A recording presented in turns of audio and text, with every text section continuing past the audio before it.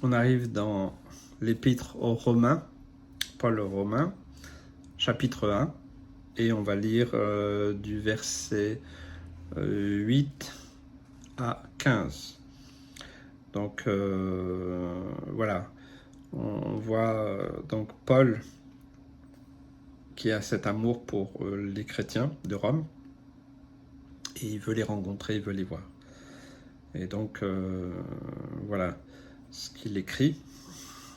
Verset 8, je rends d'abord grâce à mon Dieu par Jésus-Christ au sujet de vous tous, de ce que votre foi est renommée dans le monde entier. Dieu que je sers en mon esprit dans l'évangile de son Fils, m'est témoin que je fais sans cesse mention de vous, demandant continuellement dans mes prières d'avoir enfin, par sa volonté, le bonheur d'aller vers vous, car je désire vous voir pour vous communiquer quelques dons spirituels, afin que vous soyez affermis, ou plutôt afin que nous soyons encouragés ensemble au milieu de vous par la foi qui nous est commune à vous et à moi. Je ne veux pas vous laisser ignorer, frères, que j'ai souvent formé le projet d'aller vous voir, afin de recueillir quelques fruits parmi vous, comme parmi les autres nations. Mais j'en ai été empêché jusqu'ici. Je me dois aux Grecs et aux barbares, aux savants et aux ignorants. Ainsi, j'ai un vif désir de vous annoncer aussi l'Évangile, à vous qui êtes à Rome. C'est une lettre d'amour.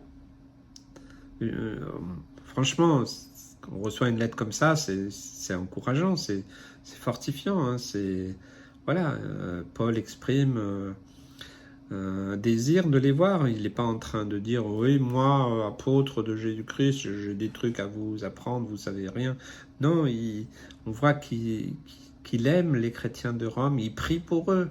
Hein, verset 10, demandant continuellement dans mes prières que je puisse vous voir. Je désire vous voir. En tant que chrétien, pas seulement des ministères, mais en tant que chrétien, nous aimons voir nos frères et nos sœurs. En tout cas, nous devrions aimer être avec nos frères et nos sœurs. C'est formidable de partager la foi. Je le dis souvent dans la communauté où j'exerce le ministère, que bien, c'est une grâce que Dieu nous fait. Vous savez que l'église locale, c'est une grâce, et nous n'en apprécions pas forcément toujours la portée.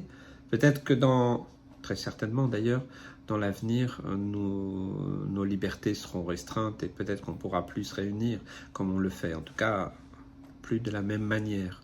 J'en reste persuadé, en tout cas à titre personnel, parce que les temps ne vont pas s'améliorer. Tous ceux qui croient à l'amélioration de ce monde sont pour moi dans l'illusion, dans l'erreur, et conduisent même des chrétiens à rester dans la prospérité, dans les mensonges, dans l'évangile du moi. C'est un faux évangile. Non, nous sommes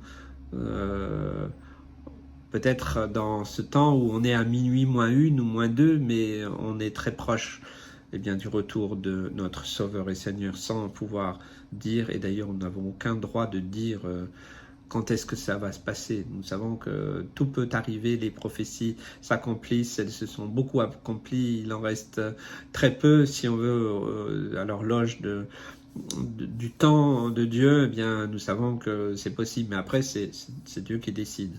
Ok, donc est-ce que nous avons la joie, le bonheur de nous retrouver, la communion fraternelle? Je parle entre chrétiens, là, je ne suis pas en train de parler aux autres. Hein, c'est une exhortation pour nous en tant que chrétiens, disciples de Jésus.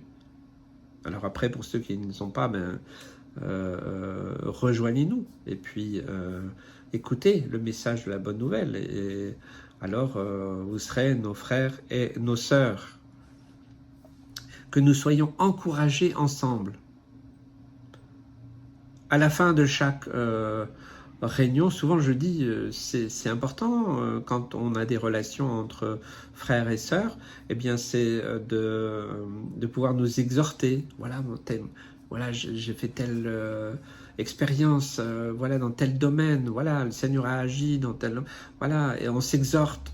On partage, ouais, moi j'ai lu ce texte, là je comprenais pas, tout ça.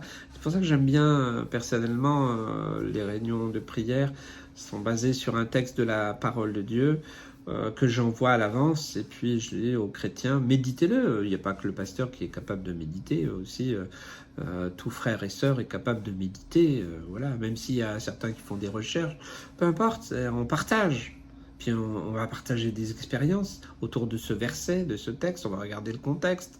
Ok, c'est pas faire de l'interprétation, on va dire, à la volée, mais voilà, sinon la parole de Dieu n'est pas vivante. C'est pour ça que j'aime faire ce que je fais là, sur ces vidéos, en toute simplicité, parce que pour moi, la parole de Dieu est vivante. Elle est vivante, elle est concrète. Elle est pratique, je prêche l'évangile pratique. Je ne suis pas un théologien, je ne suis pas un grand docteur de la parole de Dieu, mais j'ai toujours prié, Seigneur, de la Genèse à l'Apocalypse. Seigneur, je veux pas seulement la connaître dans ma tête, mais dans mon cœur, dans mes tripes, dans mon quotidien. Et que ça a une réalité, ça prend une réalité concrète dans la vie de tous les jours. C'est ça l'évangile, c'est une puissance de vie au quotidien. Donc, Paul, là, exprime son attachement aux frères et sœurs, à la communion fraternelle, à la communauté. Voilà, j'ai un vif désir de vous annoncer aussi l'évangile. Il était conscient qu'il y avait aussi des besoins. Et on peut être conscient qu'il y a des besoins, on ne sait pas tout. Voilà, il faut rester dans l'humilité, on n'a pas tout compris, on n'a pas tout vécu. Et des fois, on peut, en parlant, en priant, en partageant avec des frères et sœurs que le Seigneur nous place sur notre route, eh bien, découvrir des choses. Et puis, ça peut être un élément déclencheur pour nous aider à avancer, à porter du fruit. Voilà, il dit... je fais le projet de venir vous voir afin de recueillir quelques fruits. Et c'est clair que notre vie chrétienne doit porter du fruit. Si vous discutez toujours avec les mêmes frères et sœurs, mais ça porte aucun fruit, peut-être qu'il faut élargir un peu et en disant Seigneur, conduis-moi à rencontrer aussi d'autres. Ou alors dire, Seigneur, moi, alors je veux vraiment porter du fruit pour, dans le groupe, l'endroit où tu m'as mis, eh bien, je puisse aussi encourager, fortifier mes frères et sœurs. Devenons nous-mêmes ce fruit. Portons du fruit. Chaque jour, je prie, Seigneur, je veux porter du fruit, je veux porter du bon fruit. Du fruit pour ta gloire, pour ton royaume, pour ton honneur. Je veux porter du fruit. Ça doit être notre prière de tous les jours. Seigneur, donne-moi de porter du fruit aujourd'hui, de porter du bon fruit pour toi, autour de moi, auprès de mes frères et sœurs, mais aussi dans ce monde. Alors, eh bien, l'humilité de Paul est formidable. Hein, je terminerai par le verset 16 de chapitre 1 de Romains. Du premier chapitre, le verset 16 est formidable, parce que là, il fait une déclaration. Car je n'ai point honte de l'évangile, c'est une puissance de Dieu pour le salut de quiconque croit, du juif premièrement, puis du grec. Parce qu'en lui est révélée la justice de Dieu par la foi, et pour la foi, selon qu'il est écrit, le juste vivra par la foi. Peut-être que ce qui est un obstacle, peut-être dans vos vies, dans certaines vies, même de croyants, c'est quelque part la honte. La honte, la peur, la crainte, les angoisses liées peut-être à un parcours de vie, peut-être la peur du lendemain, la peur de ceci, cela. Je pense que c'est important que nous mettions l'évangile à l'honneur comme une puissance et non comme un concept. C'est pas un concept. C'est pas une religion, c'est une puissance. C'est une puissance de Dieu pour le salut. C'est une puissance de libération, de délivrance, de restauration, de guérison, de changement, de transformation. C'est une puissance. Et entre nous, bien, nous devrions parler de cette puissance qui agit en nous, à travers nous, autour de nous.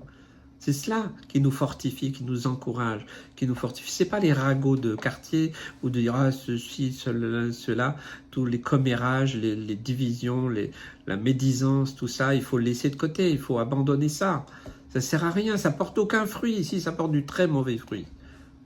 Mais quand nous nous réunissons, parlons de la puissance de l'Évangile. Que Dieu vous bénisse, vous encourage, tenez bon. Les temps sont difficiles, les temps vont devenir de plus en plus difficiles. Mais est-ce que nous allons nous entraîner, nous entraider, nous unir dans des temps difficiles? Vous savez, des fois, je me pose des questions quand même sur l'avenir. Est-ce qu'on pourra compter sur les frères et sœurs? Ou est-ce que ce sera seulement ceux du dehors qui vont nous poursuivre? Mais peut-être qu'à l'intérieur aussi, il y aura des dénonciations, il y aura des choses compliquées et difficiles. C'est maintenant qu'il faut s'unir. Il est temps de s'unir, il est temps d'arrêter toutes ces histoires et de revenir à la croix. Paul nous exhorte aujourd'hui et nous transmet ce message. Que Dieu vous bénisse et vous encourage.